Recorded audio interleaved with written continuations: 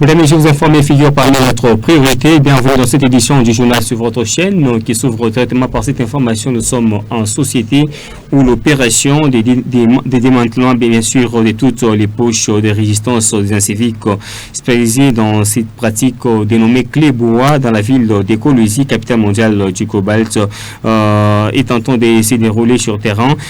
C'est mardi 17 mars de l'an 2026. Environ 11 malfrats ont été arrêtés au quartier RVA et Moussompo et ces derniers ont été présentés auprès du patron de la sécurité dans la province du Lualaba, j'ai cité Roy Kamamon de Philippe.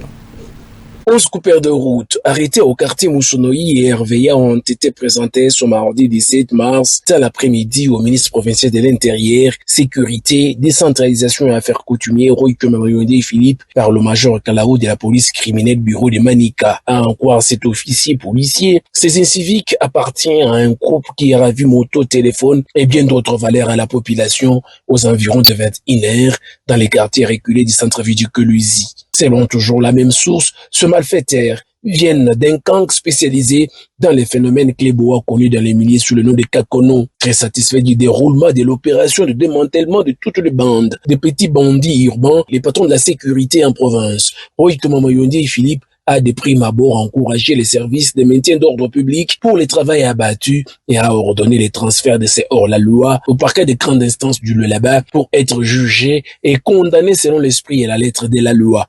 Pendant ces temps, selon certaines indiscrétions, plusieurs équipes de forces loyalistes sont en alerte maximale sur terrain en vue de mettre hors état de nuire tous ceux qui troublent la quiétude de la population de la province. Cher à son excellence, Fifi Masuka Sayuni, Marie-Thérèse.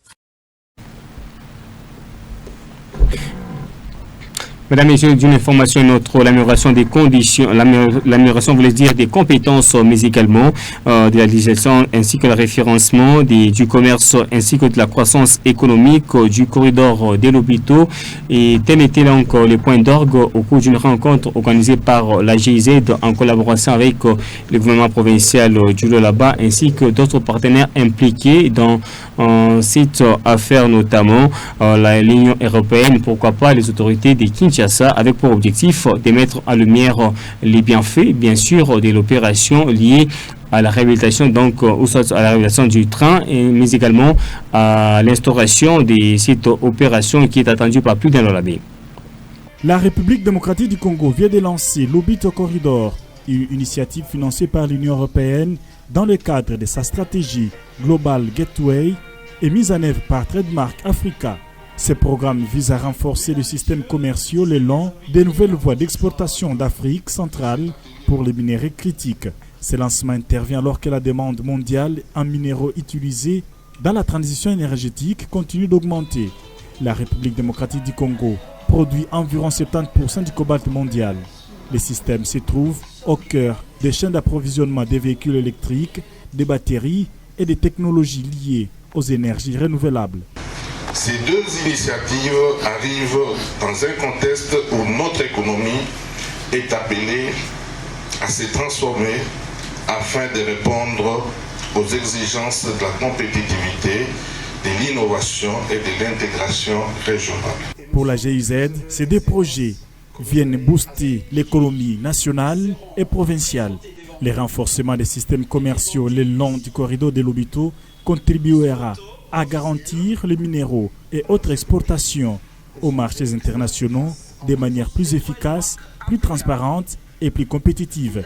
Prenant la parole, les représentants de l'Union européenne en RDC a souligné que l'UE investit dans des infrastructures et des systèmes commerciaux durables qui relient les économies africaines aux marchés régionaux et mondiaux.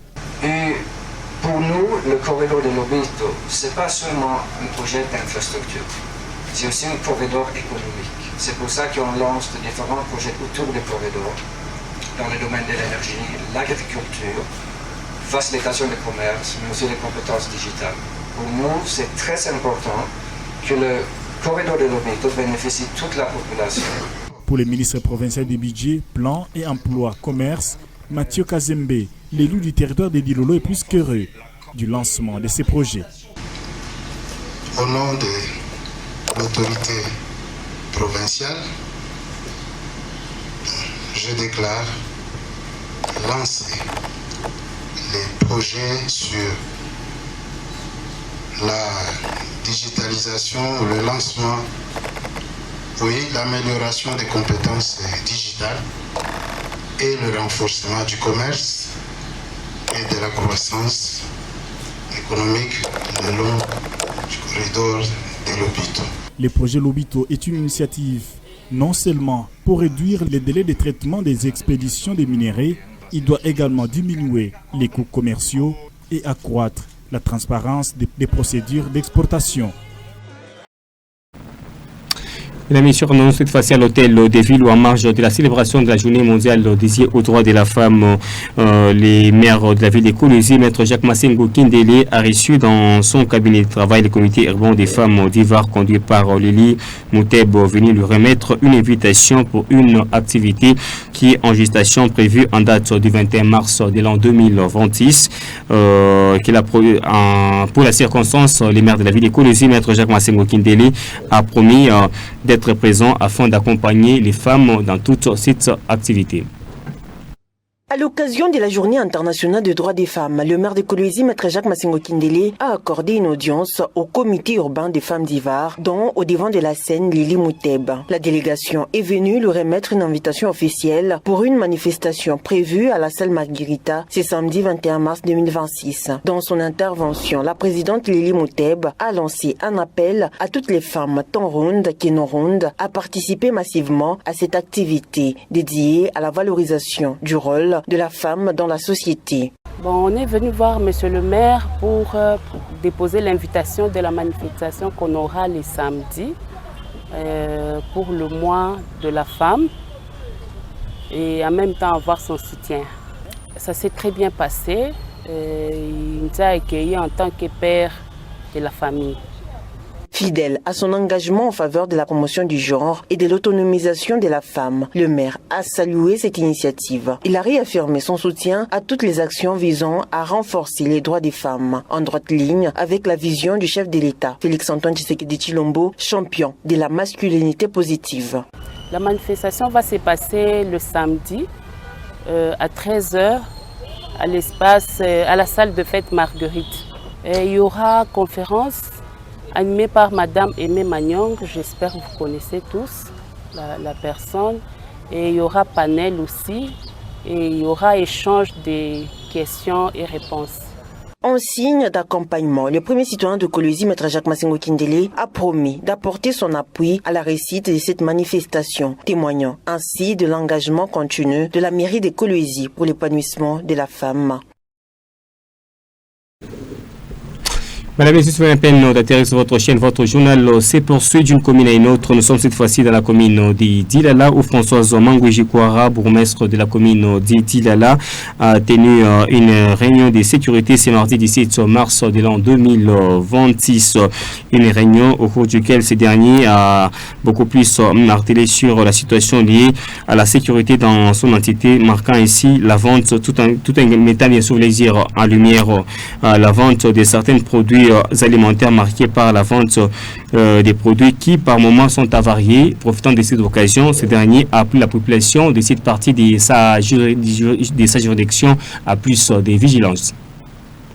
C'est mardi 17 mars 2026, le chef de l'exécutif communal d'Idilala a présidé une réunion du conseil local de sécurité à laquelle ont pris part les responsables de la police nationale congolaise d'Ilela, les chefs de quartier et autres services de sécurité locale. Au cours de celle-ci, plusieurs points d'intérêt général ont été évoqués et débattus, notamment la sécurité alimentaire.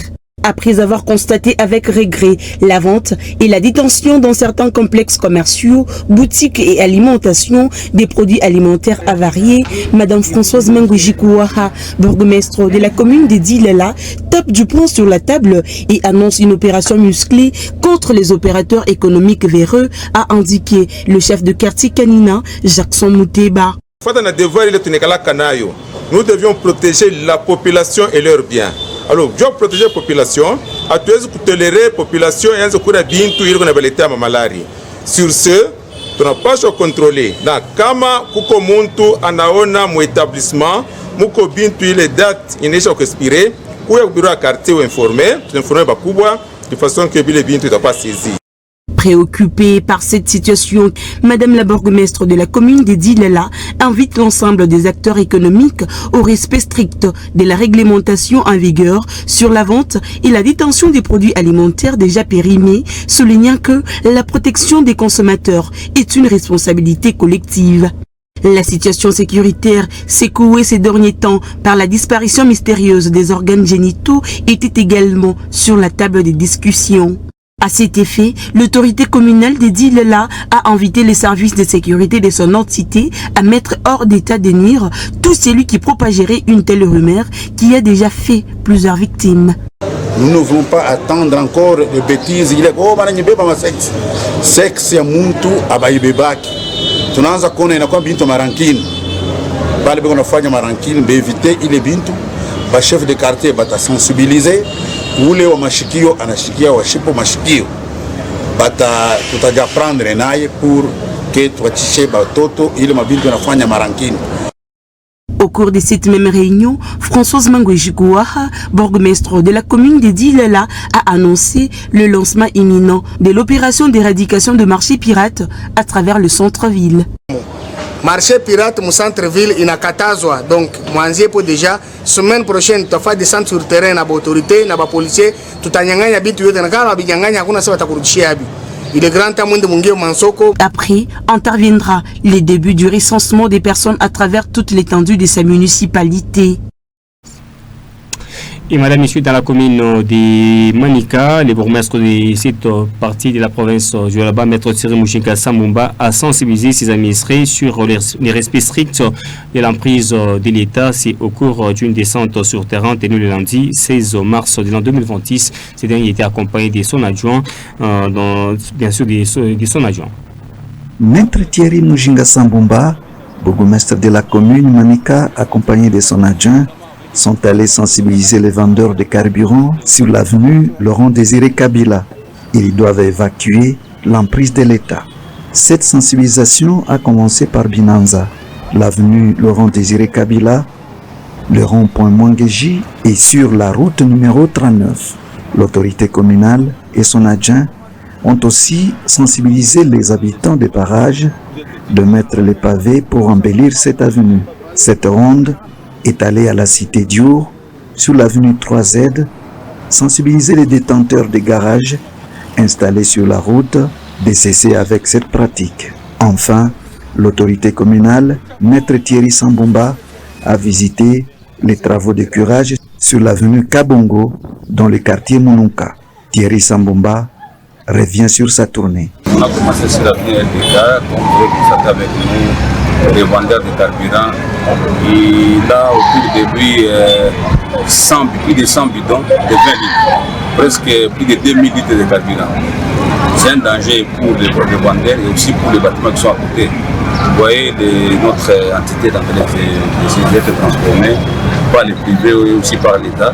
On ne doit pas admettre que quelqu'un puisse avoir plus de 100 carburants sur la voie publique. C'est une bombe à retardement. Donc il est important pour nous de les conscientiser, qu'ils puissent arrêter ces pratiques-là. On peut les faire dans les milieux reculés, mais pas dans des centres là où il y a des stations de service. On ne peut pas avoir aussi des vendeurs de carburant pour que ça n'a pas de sens.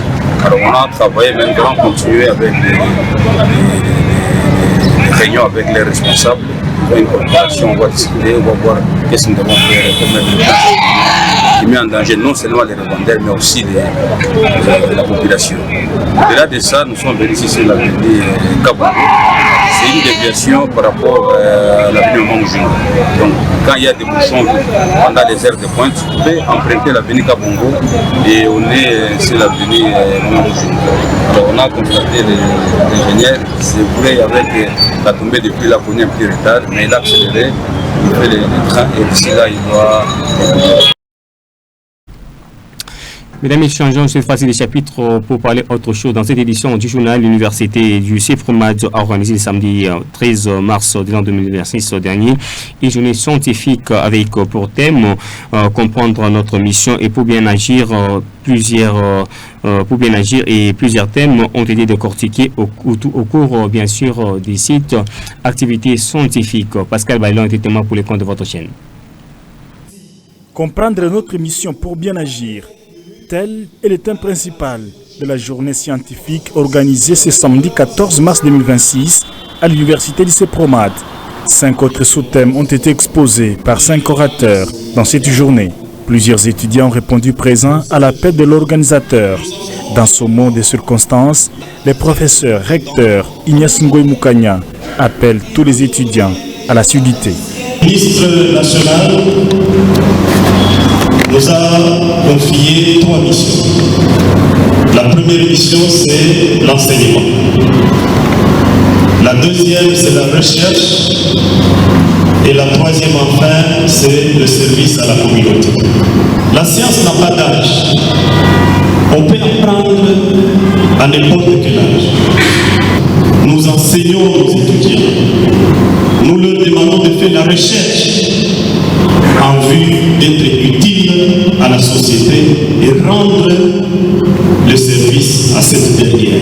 L'intelligence artificielle et cybersécurité dans le monde moderne, violation des droits de l'homme face aux enjeux actuels, exploitation minière et développement de la communauté locale, études et santé, tels sont les thèmes développés au cours de cette journée scientifique.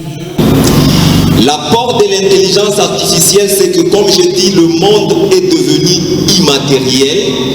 Nous sommes en train de gérer des masses d'informations que l'homme ne peut plus arriver à contenir ou à calculer. Seule l'intelligence artificielle peut le faire. Sécuriser ces gens-là, ce soit la faculté, ce soit les collègues, ce soit l'église, partout où vous allez détecter quelqu'un qui a le VIH-Sida, sécuriser la personne. Pourquoi? Parce que c'est encore possible. Normalement, c'est nous qui tuons ces gens-là, et pas la maladie. Par rapport à l'interprétation littérale de ces principes généraux du droit, ces principes nous la poénatie déléguée, ça signifie on ne peut pas réprimer un fait non érigé par la législation congolaise comme étant une infraction. Le théâtre est un art culturel qui révolutionne les pays à travers des sketchs. L'honorable Tchèque Fita a bien compris cela et a partagé son expérience avec les étudiants. Il y a une barrière entre le conscient et le subconscient. Le théâtre a le pouvoir de casser cette barrière-là. Tous les petits secrets de méchanceté que vous aviez dans votre cœur, quand vous êtes devant un acteur, ça ouvre. Vous rigolez, vous vous moquez des personnages qui en fait vous ressemblent. Mais après ça, vous ne voudrez plus jamais être comme le personnage du théâtre. Vous changez. Donc c'est ça la force du théâtre. Et donc, il est vraiment regrettable que la culture ait été négligée. Il est regrettable que l'outil culturel ait été mis de côté. Après les exposés, les étudiants invités ont posé plusieurs questions sur les différents sous-thèmes. Les animateurs ont répondu à toutes les préoccupations. C'est par et à travers la bénédiction du curé de la chapelle, suivi des luminaires du Supromade, entonné pour la toute première fois que cette journée scientifique s'est clôturée.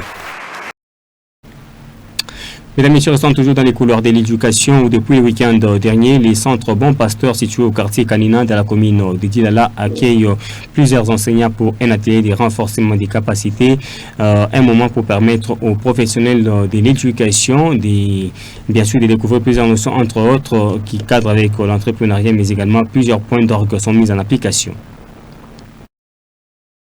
L'approche du développement intégral de l'enfant dans le système éducatif est le module de formation qui a réuni pendant 2 jours les professeurs, directeurs et enseignants de la ville de Kolwezi. L'ONG Bon Pasteur initie les mangeurs décrets à développer les aspects du potentiel de l'enfant dans tous les domaines de la vie. Ces modèles concernent 5 axes liés aux valeurs, à la spiritualité, à la compétence de la vie et l'apprentissage social et émotionnel. 4 piliers essentiels liés à la politique, la pratique, la collaboration et l'activité. Enoch Mousseba, facilitateur de l'approche du développement intégral de l'enfant, parle du bien fondé de cette formation. L'approche du développement intégral de l'enfant parle de l'enseignant comme facilitateur, comme un coach, comme un guide, et qui peut accompagner l'enfant et pour l'aider à exploiter bien ses talents et ses capacités. Alors avec l'approche, l'enfant plutôt est au centre de 5 axes.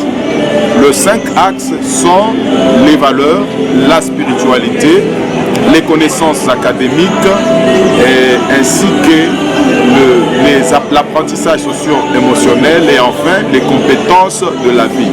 Connaissances académiques, c'est ce que l'enfant vient chercher à l'école, mais ça ne suffit pas. Parce que l'enfant, au-delà des connaissances qu'il peut avoir, il doit développer d'autres compétences pour l'aider à réussir dans la vie. Il ne faut pas que l'enfant qui est intelligent soit impoli. Ça peut constituer un blocage et une contrainte pour sa réussite. Et on ne réussit pas seulement, ce n'est pas les études qui nous aident à réussir la vie. Pas nécessairement. Il y a d'autres talents qui aident l'enfant à réussir sa vie et à relever le défi quotidien.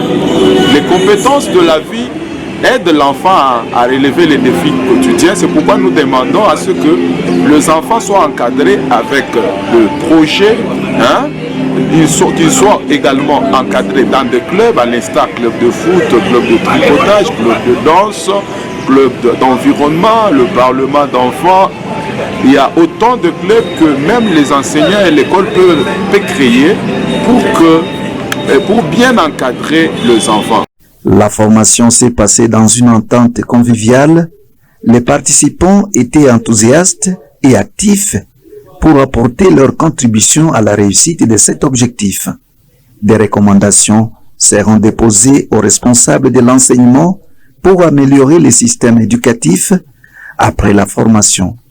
Malgré le manque d'une motivation adéquate, les participants sont prêts à mettre en pratique cette nouvelle approche d'enseignement global de l'enfant.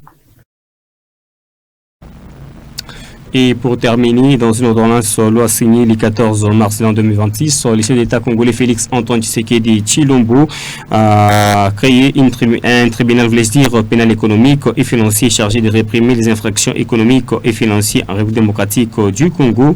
Et cette juridiction spécialisée est destinée à renforcer la lutte contre la criminalité économique, notamment la corruption, les détournements des deniers publics, l'enrichissement illicite, encore moins les blanchissements des capitaux en République démocratique du Congo. Michel Kamia nous propose cet extrait.